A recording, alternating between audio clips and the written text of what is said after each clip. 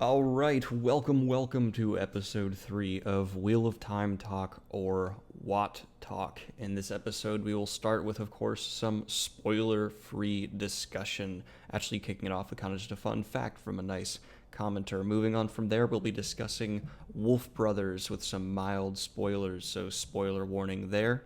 And then moving on into just full-on general spoiler discussion talk, finishing off with my question and request for you guys to fill in for the next week, which I won't be asking yet because the question itself is a spoiler. So avoid the comment section as well if you're afraid of them. Although, guys, if you're leaving comments, please mark your comments with a spoiler warning if it contains spoiler-filled material. And even if it's just maybe this is a spoiler, go ahead and throw in a spoiler warning. You just don't want to accidentally do that to people. I've accidentally done it in my videos before, and I feel so guilty.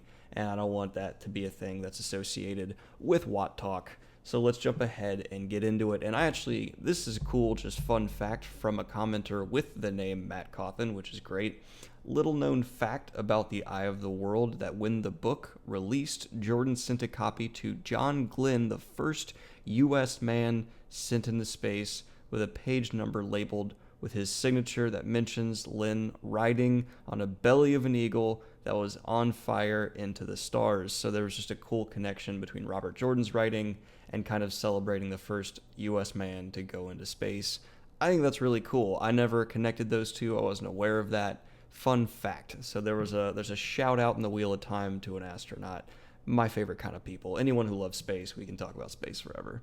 Moving on, we have more general spoiler-free discussion here. So this is the next one by Morin Tendrane. I'm butchering that. What do you think about Wheel of Time theme song of Blind Guardians, Ride into Obsession, and Wheel of Time?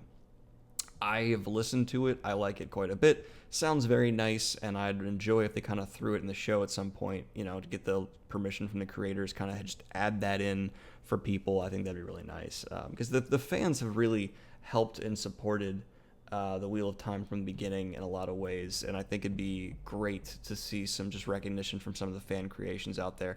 Obviously, nothing I've created could ever be put in because it's videos and opinions and stuff like that, but the guys who supplied my theme music, for example, shout out to them. Starless, go check out their channel if you haven't already.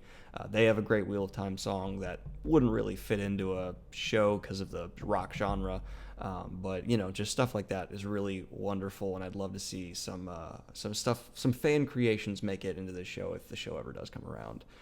So now we're going to get into discussing. So a lot of people had things to say about my comment regarding race, and this comment by Matrim Alvierin, so there's two character names right there, had the biggest response, and I think hit on basically what a lot of people were saying. I disagree regarding race. There is no reason to change gender because of how balanced the split between them are. That I agree with in general. The only character whose gender should be changed is the one that changes in the story, moving on through his comment. The same thing for race. Saving for the Forsaken, the Shan-Chan always come across as Asian/African mix, while the Borderlanders had Asian style and influences, the Athian-Mier, while strictly African, the Shara people had an Arabic feel to them. The Aiel were based on Freeman in the terms of culture.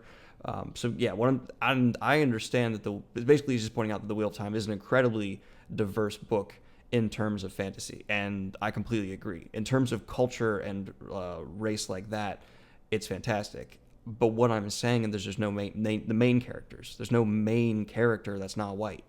Everybody across the board who's from the Two Rivers or in the main party is white. And I'm just saying, maybe not even Ratman or Perrin, but why not like Moraine or someone like that? I'm just, I don't want to see Game of Thrones again where just the entire main cast is white. And there's just no one for friends of mine who are non-white to really identify with in that way. And I get that there's some people out there who say, you can identify with a character who's not your own race. And I completely agree. But at the same time, just representation matters, and it's like when I see the little kids on Reddit dressing up as Black Panther for Halloween. That's just, there's something about that, and I'd love for that same thing to come into the Wheel of Time, and it's I get that it makes more sense from everyone from the same village to be the same race because this is an older society with not a lot of cross mixing, but it just I don't care enough regarding that aspect of the series for it to ever bother me if they change the race of a main character. I just love to see let's get Asian Matt going, because oh my god, Asians are underrepresented in Hollywood. That is a huge thing. Just my thoughts, just my 2 cents, and I'm by no means default right on this. It's not something where you can be really right or wrong. It's just an opinion regarding a certain aspect of the series. And I just think it'd make the series appeal to more people as well, which, I want everyone to be a WoT head. That's just my opinion, though, and I appreciate your guys' response to what I said, and I'm sure a lot of you still disagree with me, and that's totally fine. Now moving on to Piotr Jurkowski. Oh, dude, I'm so sorry. I butchered that as well. It wouldn't make sense for people from one small village to end up out of nowhere to be various... Okay, yeah. Basically saying he would like also Moraine, Lan, or Tom could be a different race. And that I completely agree with. Especially people like Tom or Lan or Moraine. You hit it right on the head there. They could absolutely. And they're pretty main characters. So I think that'd fit. Although I've always pictured... Jeff Bridges for Tom, or Sam Elliott for Tom in my head, so I'd have to rethink my favorite character a little bit. So now moving on, we have from Michael Fine. Hi Daniel. Hi back, Michael. I'd like to hear your opinion, even if just one sentence thought, on the ranking of all the original book covers. People crap on them, but I like them. Okay. This is gonna take a chunk of time, because I don't like them that much. In fact, I really think the original book covers don't do the series justice. I think the new ones are significantly better, but even on the Eye of the World, there's the running joke where you have Nicolas Cage in the background. I didn't think any of them were really great. And the Memory of Light never had one of the kind of original style ones. When it came out, it already kind of had an updated kind of hybrid of the new and the old, and I think that's really good one, but still not amazing. Now, looking at the original Wheel of Time covers, I can't really rank them all, but there's just none of them are great, in my opinion. I really like some of the newer ones, especially the image of, the one where Perrin is walking away from his axe in the tree. I thought that was a really cool representation of character and good moment. Of course, Lord of Chaos, having that huge battle on the cover is epic, and I think the new Towers of Midnight cover is hands down the best, actually. I'm looking at them right now. I forgot how amazing that one is. That one captures so much, and really, for my opinion, it's one of the best moments in the series, so it just fits. But the original covers, I mean, God, there's no consistency with how creatures look. There's no consistency with how characters look.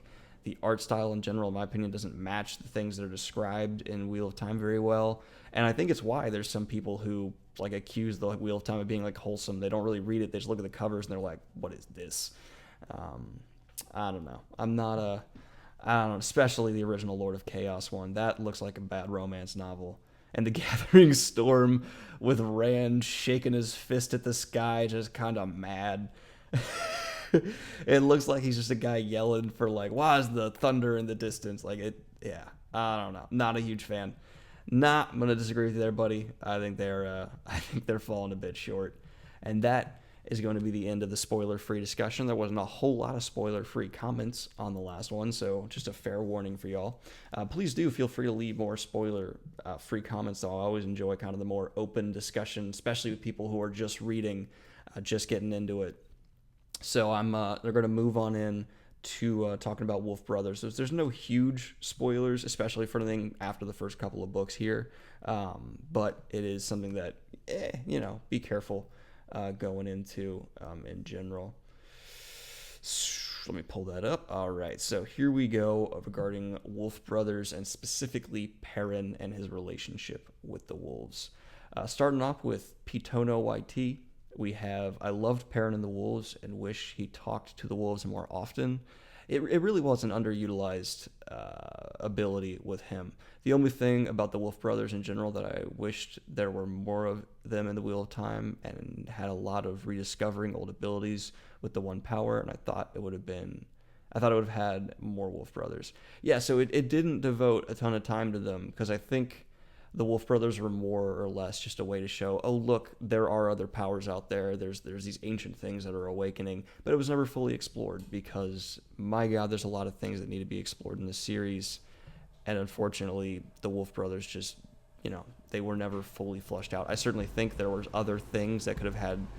Oh, my fan just came on. Sorry about that. I certainly think there are other things that could have had the wolves taken. I think there are other things that certainly could have had less time devoted to them and more time devoted to the wolves. But in the end, we got what we got, and I still think the Wolf Brothers are a wonderful aspect. Hashtag WoTTalk from RTM 349. I love the wolves. I wish we were able to learn more about Elias. Yes, he, in terms of character, is one of the most interesting characters who's never fully explored to his potential. There are a lot of characters that have more potential than are delivered on, but I think Elias himself is the king of that. Just the brief interactions we have with him are so interesting, and he's never fully realized. That drives me nuts. I always wanted to see him much more realized than he was. He felt ominous. He felt experienced, and there was a real history there that we only touched on briefly. We talked about spin-off novels in the last one. If I was going to say one spin-off novel, believe it or not, it would be Elias's origin. I want to know this guy's past in a lot more detail. I know we get the general, but I want more. Because to me, one, we'd get a lot more Wolf Brothers, which we need, and it would be a interesting transition, a more deeper connection to the older White Tower before all the stuff that happens throughout the series. So that would be my vote right there. You guys kept asking me about it, and there were comments about it this time about how could you not want, a spin-off novel? Well, there you go. I do want one. It should be Elias-centered. Okay, it's from Brian E.T. Perrin and the Wolves is one of my favorite aspects of the entire series. Honestly, they should have introduced a few more Wolf Brothers, in my opinion. Like, there could have existed a couple of extremely large wolf packs, each led by a wolf brother, who have been effing S up. Sorry, my people have been complaining about me swearing, so I'm going to bleep that out. And Altara or Gildan. Then Perrin steps in with his Manetherin/Wolf crew, with Elias, of course, and there's an entire arc stopping them from getting one to join. That I'm going to disagree with you on. I think Wolf Brothers should have remained an extremely rare thing. Maybe one more would have been fine. Maybe a Wolf Sister or something like that, but nah, I'm sorry. I'm just gonna... I don't like the idea of them having their own story arc. I don't like the idea of wolves really contributing to the good or bad fight, except for the occasional times that they do. I don't want them to seem like they have real, deeper motivations than besides from, I don't know, more just evil bad. I don't know. This just seems too connected to me, so Brian, I'm not with you there. It's not a horrible idea, but it's just not one that I'm throwing my hat in to get behind. Just in my opinion. From Jared Maston, it seems like something that would have happened in our caveman, referring to Wolf Brothers, it seems like something that would have happened in our caveman days when we really couldn't write down what was happening. Yeah, I mean, I think they kind of hint at that, even saying it's such an ancient thing, even before they talk about being older than channeling, I think, at one time. So that makes perfect sense that it developed along then. As we moved away from caves and more towards farming, herding, and civilization, wolves became the enemy, always stealing the herd rather than the friend we hunted with. Dogs became the friends we hunted with, but dogs did not have the same capacity as wolves did, which is what the wolves themselves comment upon. You're absolutely right. I think you hit everything square on the head there. And I like the idea of we kind of, through our selective breeding, somehow killed that ability in the wolves as we made dogs. That's an interesting whole other history that I think is implied pretty heavily in the books, but never fully realized. And I like that about the Wheel of Time. Not everything is going to be spoon-fed to you. You need to make a lot of connections. I mean, there's an entire main bad guy who dies, and it's never explicitly told you who killed him. That's as vague as I can really say that, and to me, that's wonderful. I like this kind of, maybe, if so. There's too many fantasy series, in my opinion, that just kind of lead you by the hand. I don't like that. It's not, let us fill in the blanks, let us make the world our own in some ways. Moving on, though, we have Cyanosia Orandi. I'm so bad. I really didn't like any of the Perrin or Wolf stuff. Controversial opinion coming in. Until it became clear that Perrin could travel in Tel Riyadh and had a unique set of abilities as a result of not being a channeler. Perrin pretty much everything else about Perrin bored me to death. Perrin's chapters were always on the let's hurry up and get back to what's happening with the Aes Sedai, the Asha'man, the Forsaken variety to me. And the wolf dream business always seemed just kind of schlockly to me. Never understood what the point was other than aren't wolves cool?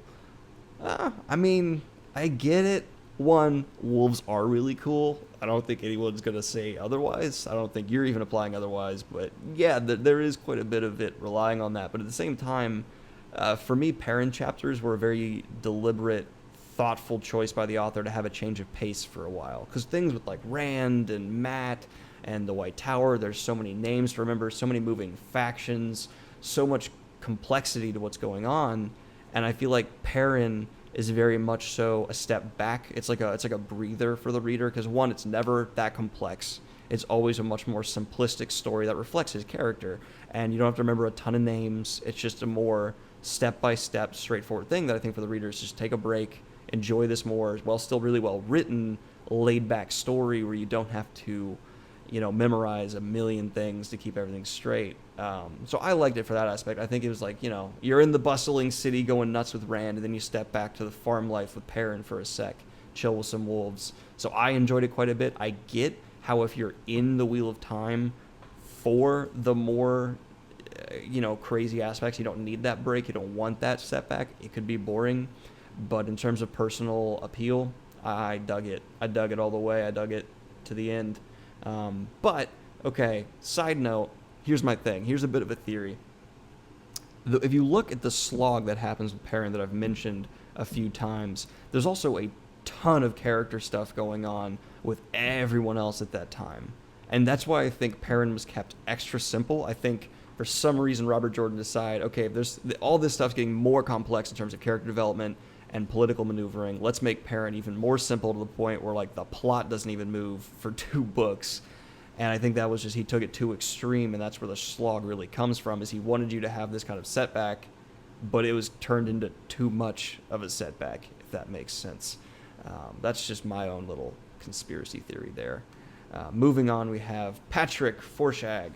I think Forshag. I don't know if I'm saying that right. I think the idea of Wolf Brothers is great, but I don't think it was executed very well. Perrin is just suddenly has this happen to him with no real context for it, but more information about Wolf Brothers for a more gradual dive into it. A gradual dive would have been nice. I see where you're coming from, especially with him living in a small village. He would have been around wolves, at least in the area, his whole life. We don't really know if he had previous kind of moments where it could have perked up for him, where he could have had a thing. It does seem awfully sudden in the books, and I think Robert Jordan could have maybe done some more building for a chapter or two, saying like, this little nudge towards a wolf kind of thing with Perrin happens. But with how immediate the beginning of the Eye of the World is, I think that's the sacrifice you have. You don't have as much build that you could maybe hint at these things down the road. And Perrin really needed this stuff to kick off quickly to really make him have an ability, something for us to attach to with his character. So I think it's just one of the gives and takes with how fast-paced the first Wheel of Time book is in terms of leaving the village, getting out of there. It's, I don't know. So I think it served a purpose, but I totally agree that it is a little bit choppy. I'm with you there. I'm curious to know why wolves seem to be the only... from S. Hollis. I'm curious to know why wolves seem to be the only unique animal species that seem to be able to communicate with certain humans. Would it be possible to have, say, leopard brothers or falcon brothers? I wasn't also explained too well why wolves could use the world of dreams, yet dogs couldn't.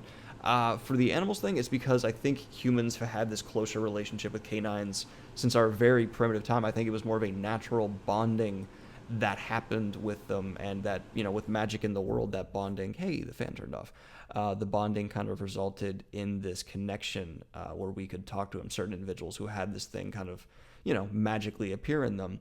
So that's why it's not that animals. And I think dogs, it's just because they lose that wild aspect. Part of the breeding was they lost it. And yeah, we got a more obedient companion, but we actually lost something more wild about them, the more visceral communication. So I think there's some logic, of course, as much logic as there be for magic, as to why it happened. But this next comment's a bit of a later series spoiler. So I'm going to go ahead and say that I'll keep that to the very end of this one, and we'll come back to it. But it's a Wolf Brother thing that's real spoilery. All right, so this is the next one. They were far better to him than he deserved for much of the books. Talking about wolves to Perrin, he tended to either ignore them or use them until he came to terms with himself. That is entirely true, but I think it can be explained to wolves just not getting people. So Perrin kind of just ignoring them. They're like, okay, you're a person, you're weird, like you're not going to behave like a wolf, so whatever. They probably just thought it was how people behaved. But yeah, I think if they knew contextually what Perrin thought of them, they might have been a bit wolfended. That was the dumbest thing I've said so far. Hashtag WoTTalk. I really enjoyed Perrin and the Wolves. This is from Gerbil Grub. Good name. I really enjoyed Perrin and the Wolves. It started off a bit abruptly. Yeah, there's that coming back up again. But after that, it was great, especially to also see the struggle Perrin had with it and how it made him his own. Agree. I do wonder how they'll portray the wolves. The dire wolves in Game of Thrones are done nicely, but mainly how they will portray them in the dream world in the TV series. Perhaps a change in color scheme will be enough to teach the viewer when characters are in Tel'aran'rhiod. Okay, so this is going to be a bit of a theme for the episode, especially going in the spoiler-filled section as we're going to after the next comment. Actually, after this, it's going to be spoiler-filled, but here's my comment on that. Sound is going to play a huge role in effectively communicating magic of all kinds in Wheel of Time. Audio direction is going to be so critical, and I'll get into that more later on, but I just wanted to get that out there and make my opinion known on that. And I might do a whole separate video addressing this, but I'm going to talk about it quite a bit as we move into spoilers, which we are right now. So spoiler time. If you do not want to have anything spoiled for you in terms of later series things, go ahead and click off right now. This next one is still just Wolf Brother related, but it is a late series Wolf Brother thing. Get out of here. I'm giving you plenty of time in case you're on the toilet, you need to run over, hit mute, do whatever. Okay, that's enough time. Moving into spoilers. From FVII Frost. Hopper gained the ability to fly in the Wolf Dream. Hopper gaining the ability to fly in the Wolf Dream struck me as being one of the most satisfying moments in the series. The conflicting dualities of opposing aspects of mindset / personality feels to me to be one of the fundamental themes of the series. I completely agree. I feel that Perrin embodies it with a surprisingly relatable way upon realizing that the true cause behind his own actions was his underlying nature. I agree. It is a beautiful moment in the series, though one I hope they don't bring into the TV show, because hear me out, before you smash the dislike button and lead a bunch of rage, I don't think you could show a wolf flying visually on TV without it looking goofy as shit. I just think it wouldn't come across super elegant. I don't think it would. I don't see it being something that would really look good. It can look great in your mind, but just think of practically editing it, animating it, putting it in. It's not, I just can't see it coming across well. I'm sorry, guys. I know some people are going to disagree with me on that, but that's the way it is. We're not always going to get along. We're not. There's going to be fights. There's going to be debates. There's going to be blood, sweat, and tears. But moving into the straight up, just spoiler-filled comments here from RTM349 again, coming on in. And this is going to relate to my audio bit again. How do you think the TV show should handle Matt's luck? As readers, we get to see the dice turning in his head, but I'm wondering how the show will capture this without making him seem OP. Well, first of all, we need to effectively communicate that there is a luck factor happening with Matt. And I think having some kind of score that always either is really prominent if it's an intense luck-filled thing like a fight with Matt, or maybe more subtly in the background if it's just kind of, he's at a dice game or something like that. Just part of the music of the show should communicate his luck is in effect. Maybe it's more of like a tumbling sound in the music. Maybe it's something that really captures the feeling of dice in a cup. But that is something that has to be there for me to really buy and believe and get when Matt's luck is in play. It's for a great example, in superhero movies, there's often the superhero score coming in. Like Luke Skywalker, he has Luke's score that always subtly comes in when he enters, and I think you could have that with Matt's score, but just make it feel like a luck thing. Have a Vegas vibe to it, for lack of a better words that lets you understand there's something happening here that certainly communicates. And I believe this is the same for the dream world. I don't want some corny filter thrown over just to visually change the dream world into looking a little different. I want something that's a lot more I want an audio effect more than anything else, something that just makes it feel, the space they're in feels more expansive, more something, just do something with their voices, do something with the score that makes this feel wonderful, even in the smallest moments when you're in the dream world, because it really is an epic, amazing place, and I think sound is the way to communicate that to your viewers. Moving on, we have Chaston Ashton again. Chaston, how you doing? What's new in your life? What's going on? Wheel of Time is a dark world. This is the longest comment I've ever read for this, and it's worth it, because I think he talks about it. I mentioned that Wheel of Time is dark, and he captures some of the best moments in this comment. So, while Wheel of Time is not as brutal and cutthroat as A Song of Ice and Fire or Game of Thrones, but it is, in my opinion, very dark. I hope they correctly depict it in the show. The constant themes of obviously dark first light, but also that the high sacrifice required by the light to defeat the dark and continue earning and being worthy of free will. Wonderfully well put, Chaston. As I read, I have and prefer a darker, more grim version of the world set in my mind. In one way or another, our characters are being stripped of their morals. They love and hate. They kill. Friends die around them constantly. So I hope the TV series is more honorably gritty, while also being elegantly corrupting, if that makes sense at all. I completely agree. There's nothing there you have said that does not a crucial part of the Wheel of Time, and I don't think it's a version in your head. I think that's the story. The difference is it's an incredibly colorful, vibrant world around them that makes the kind of the juxtaposition of what's happening to them stick out so strongly. That's the core of the Wheel of Time's kind of jarring moments, is this world is wonderful. There's colorful, vibrant clothing everywhere. There's the architecture is just next level. Everything is well built, but there's these horrid things happening. And I think that's very deliberate by Robert Jordan and carried on well by Brandon Sanderson, that he didn't miss that. He knew. And so that is an important thing to remember moving forward with the Wheel of Time. But he lists some of the, Chaston here lists some of the darkest moments. Podon Fane covers his cell with blood, writing, and viscera all over. The Ashamon explode Shido's heads, which is probably more, if you depict it accurately, more brutal than anything I can remember in Game of Thrones. Matt is hung by outer world beings. I actually want to watch that happen. I think it'd be a moment for the show that could really establish, like, this is real. I want to see him dragged out of the door and hung in that tree, and then we cut back to Rand and we're left wondering, oh my god, is Matt dead? For a few people who haven't read the book, I think that'd be a great thing to actually show in the show that we actually don't actually see happen in the books. The Shan-Kan commit suicide for incorrect behavior and have slaves. Perrin kills a lot of people and sometimes enjoys it. He cuts off a Shido's hand, then says he will heal it and do it to several Shido's remaining limbs. That's probably the darkest moment of any of our three main characters, aside from a couple moments with Rand. Rand unsuccessfully tries to revive a dead girl with lightning and also accidentally kills his own men, not to mention his polyamorous relationships. Yup.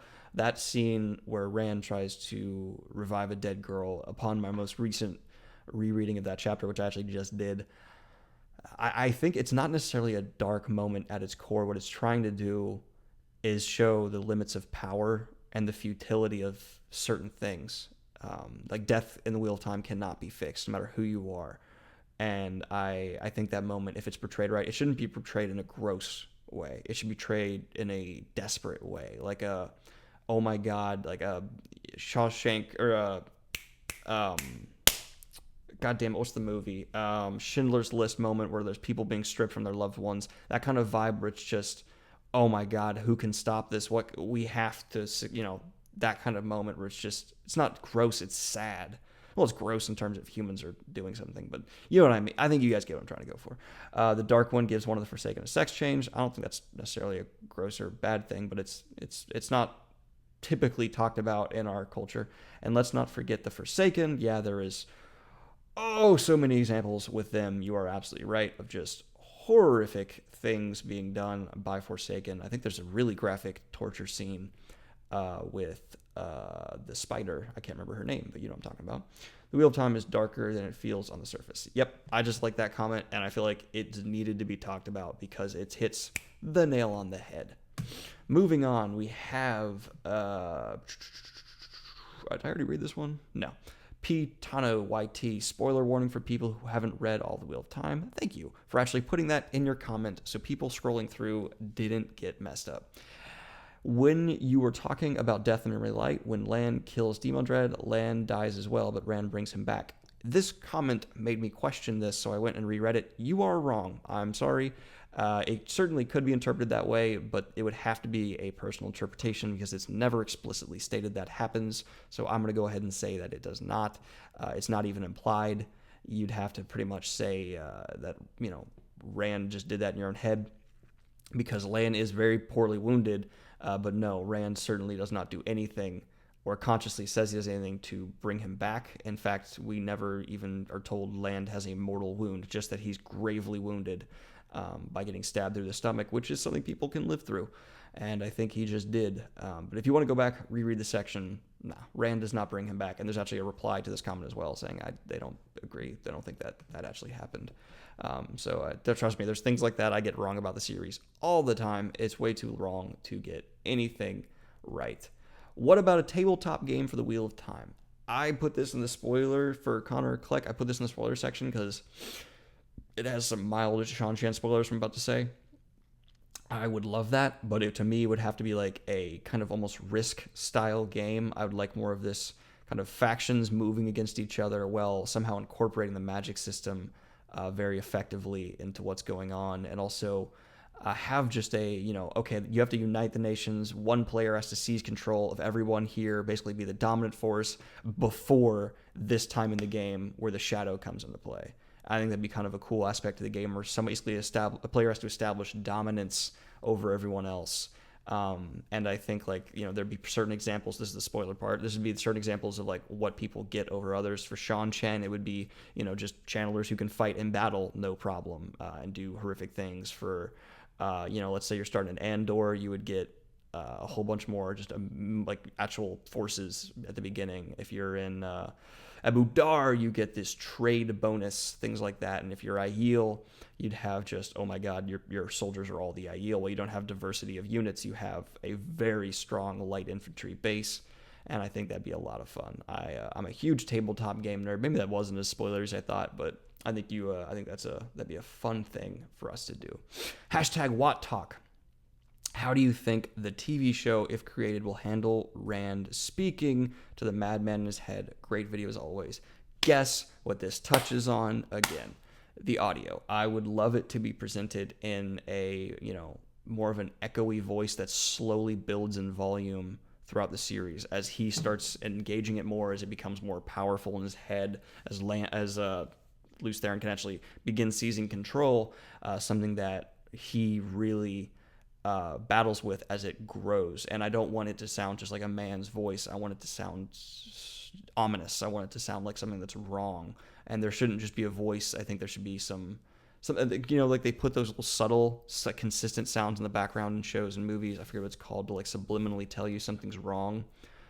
Maybe that's stuff that's kind of out of your conscious hearing spectrum. That kind of thing needs to happen, because what's happening with Lews Therin entering his head is one of the most terrifying things Rand deals with, and should be presented as such. I think that's almost a horror movie type thing, because wow, would that be terrifying to have this madman creep up in your head. And that was from Liam Habib. So sorry, I didn't say her name at the beginning. And again, from Liam Habib, which character do you think was more integral to Rand becoming who he was, Lan or Moraine? Moraine helped him develop politically, but Lan helped him develop a sense of honor. Have a good day. You too, Liam. I actually am going to lean Moraine here because not only did she help him develop politically, which she did, she was his first introduction to the power. She helped him develop a view of Aes Sedai, whether, under her control or not. She helped shape how he really combated against female channelers and really bulked at them. She handled his stubbornness poorly at times, and I don't know, I think the relationship there is one of the best in the entire series. Moraine is a phenomenal character, and her relationship with Rand is also phenomenal. So I'm going to say her. Well, I think Land's relationship with Rand is certainly more engaging at certain times. Moraine helped him develop, I think, more, hands down. And for the last spoiler-filled comment, guys, from Flat Brim. How you doing, Flat Brim? Good to hear from you again. Hashtag WoTTalk. Let's talk about Matt killing Podon Fane. What a letdown. I mean, really, this guy was on the level of Forsaken in the books as far as big bads go, maybe higher on the list than big bads considerably. He literally went from the first to last book. Then Matt just walks up with the plot armor and kills him. Probably the worst ending of a character's story arc in the series. What do you think, bruh? He ended it with bruh, but I also say bruh, so I don't really need to clarify that. I agree. I think it's actually one of the most disappointing ends to a character arc I've ever read, period. It's one of the few things Brandon Sanderson did that I would rate at like a 2.